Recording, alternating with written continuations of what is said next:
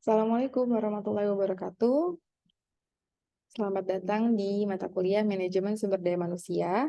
Di video kali ini kita akan membahas mengenai penempatan dan pemberhentian karyawan. Penempatan adalah proses penugasan atau pengisian jabatan atau penugasan kembali pegawai pada tugas atau jabatan baru atau jabatan yang berbeda. Penugasan ini dapat berupa penugasan pertama untuk pegawai baru direkrut, tetapi dapat juga melalui promosi, pengalihan, dan penurunan jabatan, atau bahkan pemutusan hubungan kerja. Ada 3 jenis dari penempatan karyawan. Yang pertama mutasi, kemudian yang kedua demosi, dan yang ketiga adalah promosi. Kita akan membahas perbedaan dari ketiga jenis penempatan karyawan ini. Yang pertama adalah mutasi.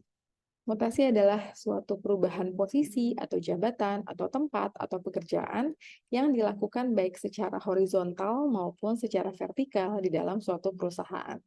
Jadi kalau kita mendapatkan mutasi, artinya kita harus pindah ke bagian lain, ke seksi lain, atau ke perusahaan lain yang masih dalam satu kepemilikan yang sama. Itu adalah mutasi.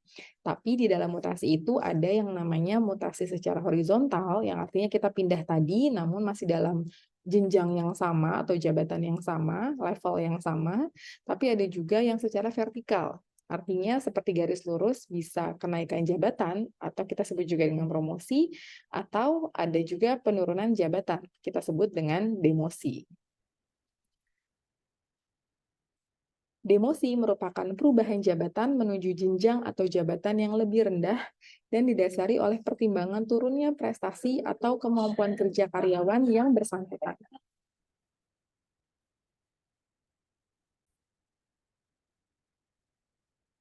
Demosi akan mempengaruhi penurunan yang melibatkan upah, pendapatan, maupun status dan juga tanggung jawab.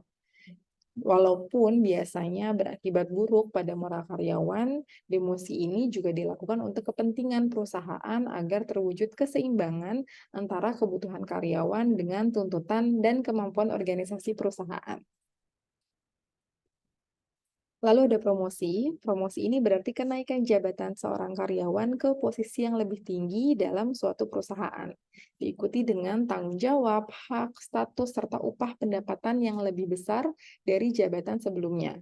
Jadi dapat disimpulkan, promosi seorang karyawan akan berpengaruh pada keberlangsungan hidup perusahaan serta rasio meningkatnya produktivitas sumber daya manusia. Biasanya promosi ini adalah bentuk apresiasi dari perusahaan kepada karyawannya yang sudah berkontribusi secara maksimal terhadap pencapaian tujuan perusahaan.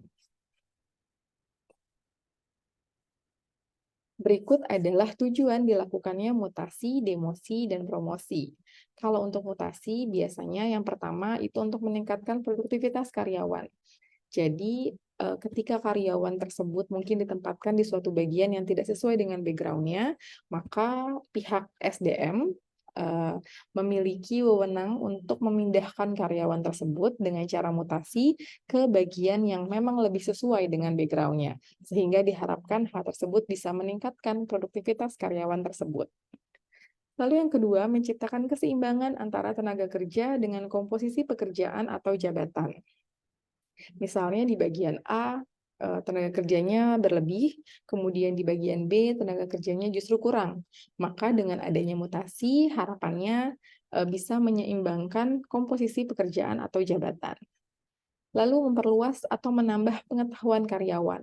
Nah, kalau ini biasanya manfaatnya lebih dirasakan oleh karyawannya. Jadi perusahaan mendorong pengembangan dari sisi karyawan. Kalau untuk demosi, biasanya dipertimbangkan oleh manajemen perusahaan kepada karyawan dalam keputusan penjatuhan sanksi demosi itu adalah hal-hal sebagai berikut.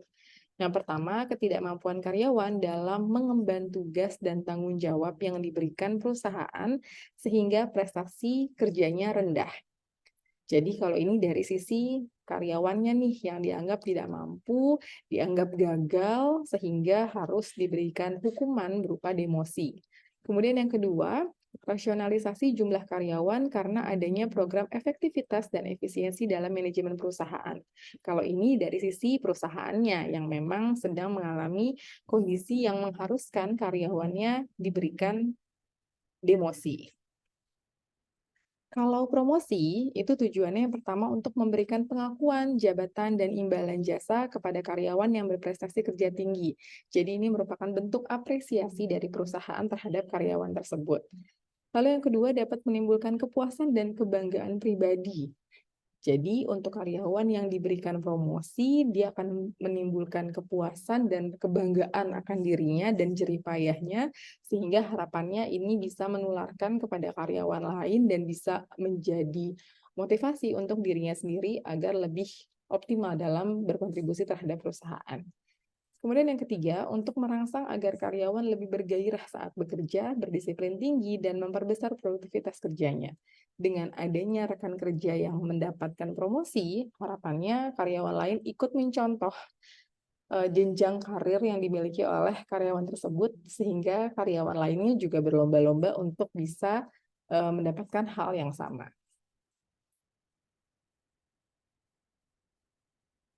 Pengertian pemberhentian karyawan. Pemberhentian karyawan adalah pemutusan hubungan kerja seorang karyawan dengan suatu organisasi perusahaan. Nah, biasanya pemberhentian karyawan ini mengacu kepada Undang-Undang Ketenagakerjaan Pasal 150 Nomor 13 Tahun 2003. Ada beberapa jenis pemberhentian karyawan. Yang pertama, meninggalkan pekerjaan sementara. Meninggalkan pekerjaan untuk sementara waktu, biasanya disebut dengan cuti. Nah, ada beberapa alasan kalau kita mengajukan cuti. Biasanya ada alasan kesehatan, alasan keluarga, alasan pendidikan, rekreasi, dan lain sebagainya. Kemudian pengunduran diri sementara. Kalau pengunduran diri sementara ini merupakan permintaan pengunduran diri yang ditawarkan perusahaan kepada karyawannya karena alasan bisnis dan ekonomis. Kemudian yang ketiga, pemecatan. Ini adalah pemberhentian karyawan oleh pihak perusahaan yang bersifat permanen karena suatu alasan tertentu dan merupakan bentuk hukuman dari perusahaan. Jadi bisa jadi memang kondisi perusahaan yang mengharuskan adanya PHK atau mungkin memang kurangnya kontribusi dari karyawan tersebut sehingga membuat karyawan tersebut di PHK oleh perusahaannya. Dan yang keempat adalah pengurangan karyawan. Pengunduran diri yang dilakukan oleh pihak pekerja atau karyawan bukan dari pihak perusahaan yang sifatnya sukarela dan permanen, serta merupakan kondisi normal yang terjadi dalam perusahaan. Nah, ini berarti keinginannya dari sisi karyawannya sendiri.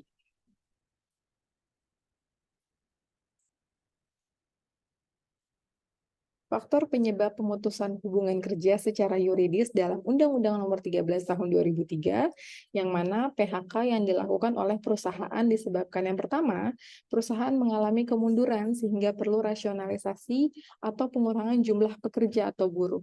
Ini berarti dari kondisi perusahaannya yang memang mengharuskan terjadinya PHK kepada karyawannya. Biasanya karena ada kegagalan dalam cash flow-nya, keuangan, dan lain sebagainya. Kemudian yang kedua, pekerja atau buruh telah melakukan kesalahan, baik kesalahan melanggar ketentuan yang tercantum dalam peraturan perusahaan, perjanjian kerja, atau PKB dalam bentuk kesalahan ringan, maupun kesalahan pidana dalam bentuk kesalahan berat. Itu adalah beberapa faktor penyebab terjadinya PHK di dalam suatu perusahaan. Baik teman-teman, itu tadi adalah materi yang bisa disampaikan dalam video kali ini. Terima kasih untuk yang sudah mendengarkan. Assalamualaikum warahmatullahi wabarakatuh.